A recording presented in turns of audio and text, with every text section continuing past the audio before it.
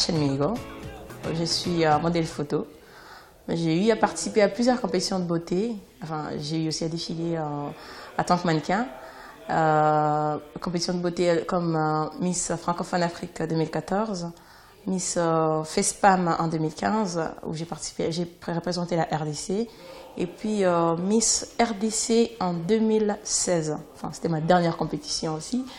Et donc voilà, à part ça, j'ai une ONG qui évolue dans la lutte contre les violences faites à la femme, l'encadrement des enfants démunis et l'autonomisation de la personne handicapée. J'ai grandi comme un petit garçon.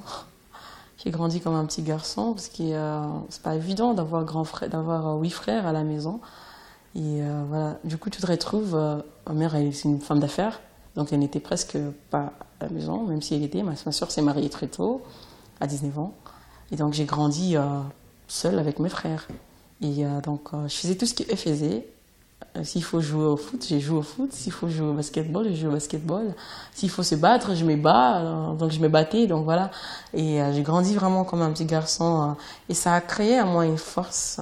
Ce que je dirais, la première compétition à laquelle j'ai eu à participer, c'était quand j'étais encore à l'école à l'humanité. J'étais encore élève et j'ai participé à une compétition de beauté, c'était Miss Courage. J'étais finaliste et j'ai participé à la compétition Miss Courage Nord Kivu dans ma province. Et où j'avais gagné la compétition en tant que Miss Courageuse en 2010, ça doit être entre 2009 et 2010, quelque chose comme ça. Et après ça, je suis venue ici, à Kinshasa, et c'est là qu'on m'a repérée comme modèle photo. C'était avec Yoldi Mode by Visco, où j'ai eu à poster pour elle, pour un magazine, Caramel Media Mag, qui est beaucoup plus commercialisé en Europe qu'ici, qu'au Congo. Donc voilà. À part ça, après ça, il y a eu maintenant quelques défilés avec, je ne sais pas si je peux le dire, Lina Boutique, Décresse Business, Les Étoiles. Enfin, non, c'était les Stars. C'est un festival annuel. Et donc après, j'ai eu à faire quelques d'autres défilés dont je me rappelle presque pas. Après, il y a eu la compétition Miss Francophone Afrique en 2014, où j'ai participé et j'ai gagné le titre de la première dauphine. Et en 2015, j'ai représenté la RDC à la compétition de beauté Miss FESPAM, Miss Panafricain, où il y avait 13 pays représentés, dans la Côte d'Ivoire qui avait remporté la compétition et voilà, et moi j'étais là pour représenter mon pays qui est la RDC. Malheureusement j'avais pas gagné la compétition.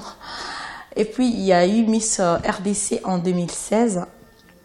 C'était une télé-réalité. Je représentais la province du Nord Kivu à la compétition. Et voilà, être modèle photo, ça exige beaucoup de choses. Il faut avoir une peau parfaite, il faut avoir des traits peut-être fins ou pas. Ça dépend en fait d'une culture à l'autre. Bon, comme ici en Afrique, tu dois être naturellement belle.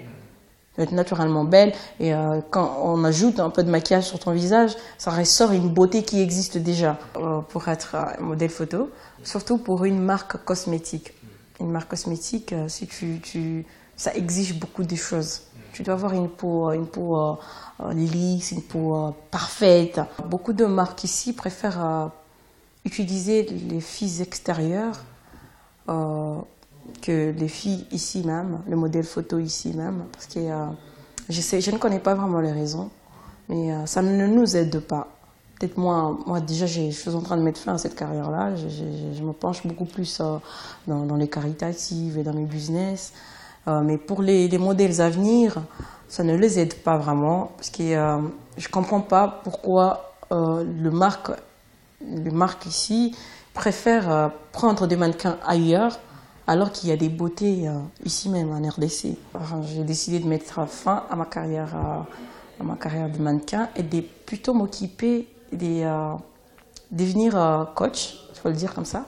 Devenir coach ou entraîneur, encadrer des jeunes filles qui souhaitent devenir modèle ou même Miss. Donc voilà.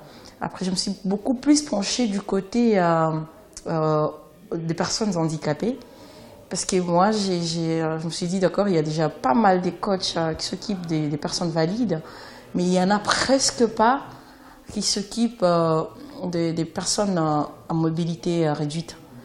Et donc, voilà pourquoi je me suis penchée du côté mode, mais pour la personne handicapée. Bon, vous allez remarquer, je ne suis pas handicapée, mais je n'ai pas besoin de l'être pour le faire. Et donc, on a eu à organiser notre premier défilé de mode en avril, c'est le 20 avril, à l'hôtel, un des hôtels de la place. Et c'était un défilé réussi. J'ai fait 6 mois, si je peux dire, 6 mois, des coachings pour passer des personnes vulnérables, handicapées, comme on le voit dans la société, aux mannequins qui ont eu à défiler sur une passerelle de mode, comme on le fait, comme les font les personnes valides.